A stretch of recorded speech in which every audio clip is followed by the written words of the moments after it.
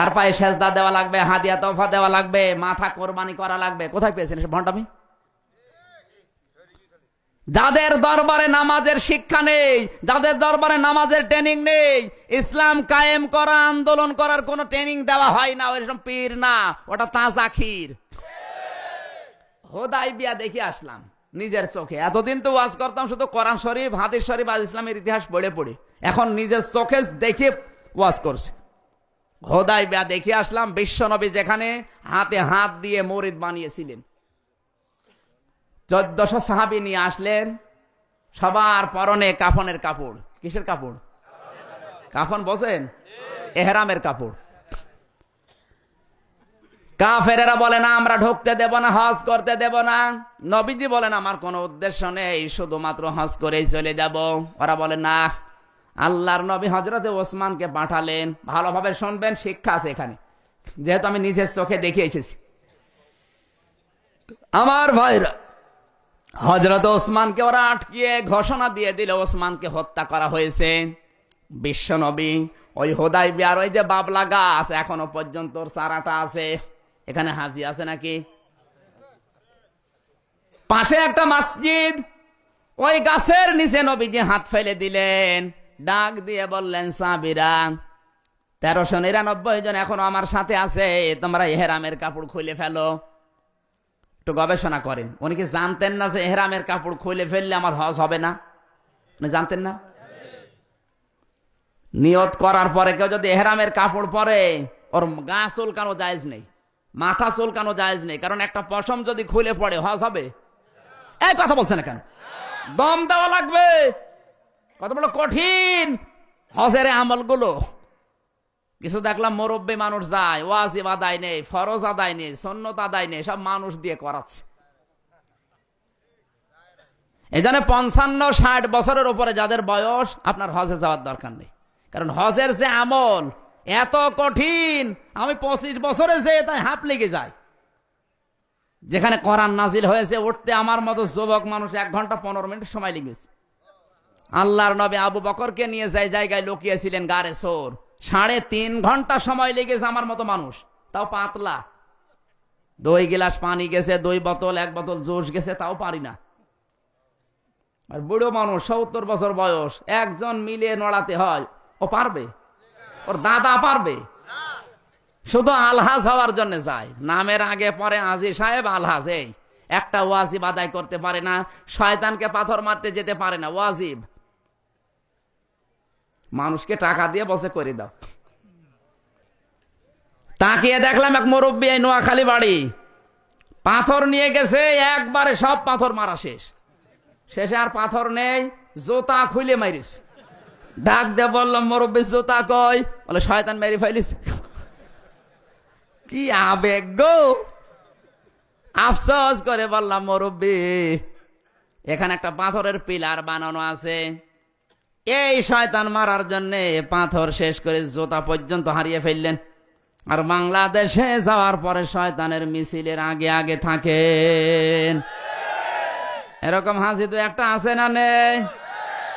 আছে মানে আমরাই, আছে মানে নাম ধরা লাগবে।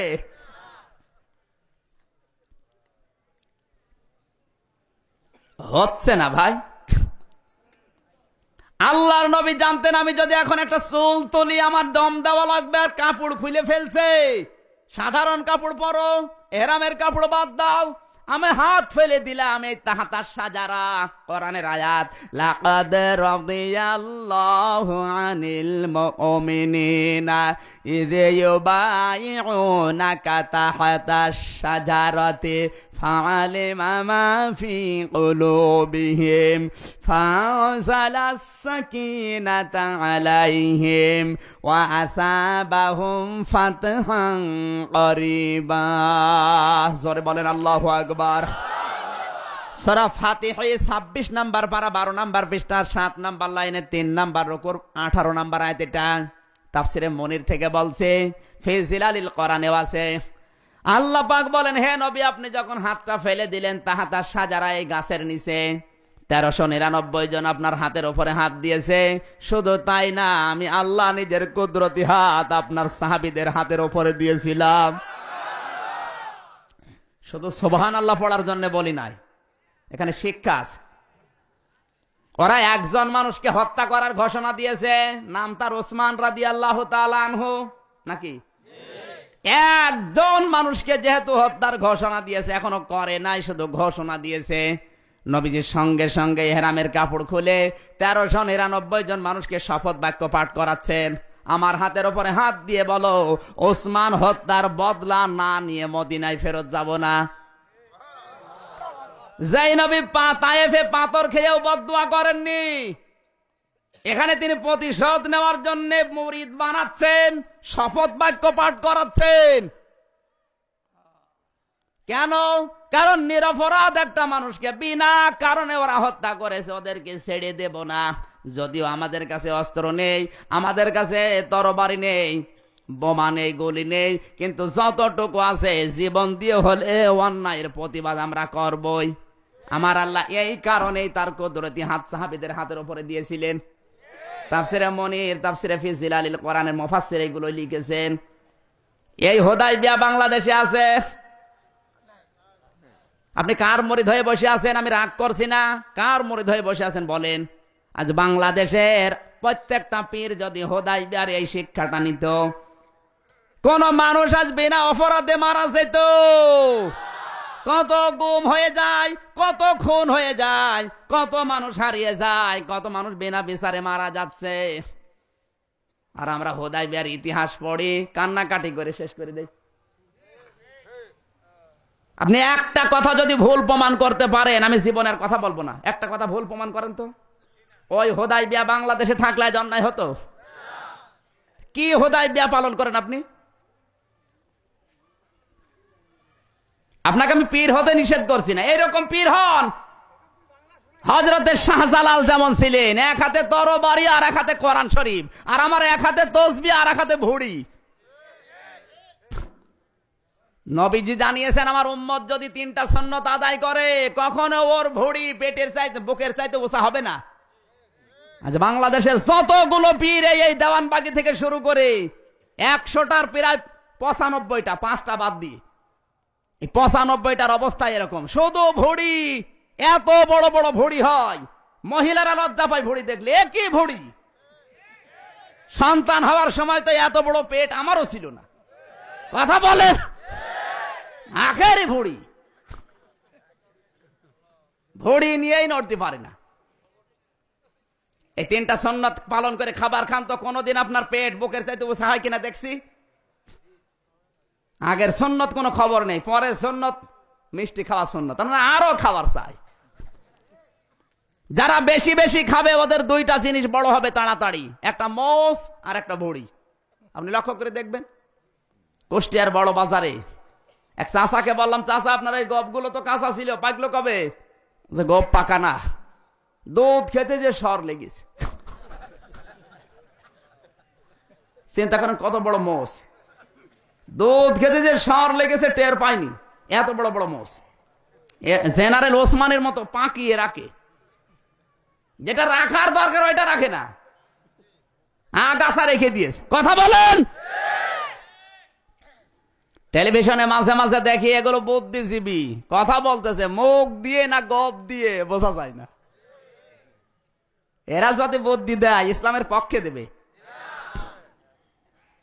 কয়েকদিন আগে এক বুদ্ধিজীবী ঘোষণা দিয়েছে, সৈয়দ শামসুল হক কুড়িগ্রামের, কবি বলতেও আমার ঘৃণা হয়। আর এর কবিতাগুলো আজ বিশ্ববিদ্যালয়ে আমাদের সিলেবাসে দিয়েছে। কয়েকদিন আগে মারা যাওয়ার আগে ঘোষণা দিয়েছে, যখন আজানের ধ্বনি বেশি আসে আমার মনে বলে একটা কাককে বলি তুই কা কা কর। কাকের কা কা আওয়াজ আজানের চাইতে আমার ভালো। আপনার যদি বিশ্বাস না হয় ফেসবুক খোলেন, আমি এখনই বের করে দেখাচ্ছি। এই কথা যে মুসলমান নামধারী বলতে পারে, ওর কি ঈমান আছে? আর যে আল্লাহু আকবার সহ্য করতে পারে না, ওরা আবার জানাজা হয়, ওর জন্য আবার কালকে মিলাদ দিয়েছে কুড়িগ্রামে। ও শয়তানের জন্য মিলাদ দিয়েই কি আর না দিয়েই কি? কথা বলেন। ও তো এমনিও জাহান্নামে যাবে, অমনিতেও জাহান্নামে যাবে। জোরে বলেন ঠিক কিনা? যারা আল্লাহু আকবার সহ্য করতে পারে না, ও জানাজা পড়া জায়েজ নেই, কারণ জানাজা পড়াতে হলেই তো আল্লাহু আকবার বলা লাগবে। কথা বলেন।